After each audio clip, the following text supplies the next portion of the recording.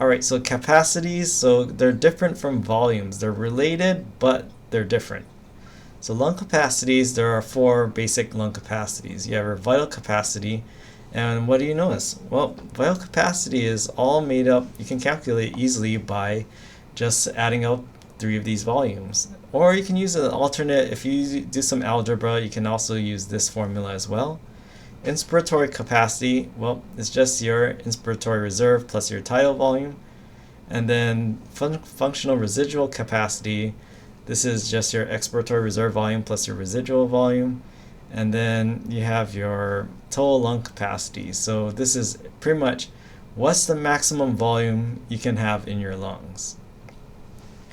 So with the different capacities, again, what's happening in this graph, you have quiet tidal breathing.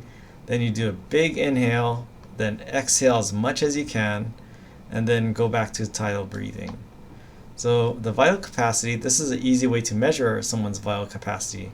You just have them breathe normally, then breathe in as much as they can, hold it, and then breathe out as much as they can, and then return back to normal. So the amplitude between that maximum and that minimum, that's their vital capacity.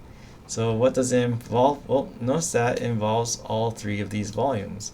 So again, you're seeing how much more they can inhale, how much more they can exhale, and the difference between the, and you also have to include the tidal volume, because that's the overall difference between the maximum they can inhale and the maximum, the volume when they're exhaling as much as they can.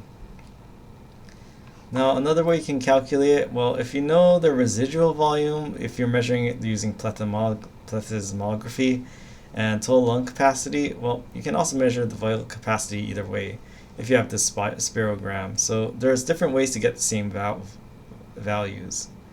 Now with total lung capacity, this is actually, again, what's the maximum you can inflate your lungs. So all you really need is, if you're doing this typical spirogram right here, just take the maximum volume and you have your total lung capacity, because again, that's the maximum you can inflate your lungs.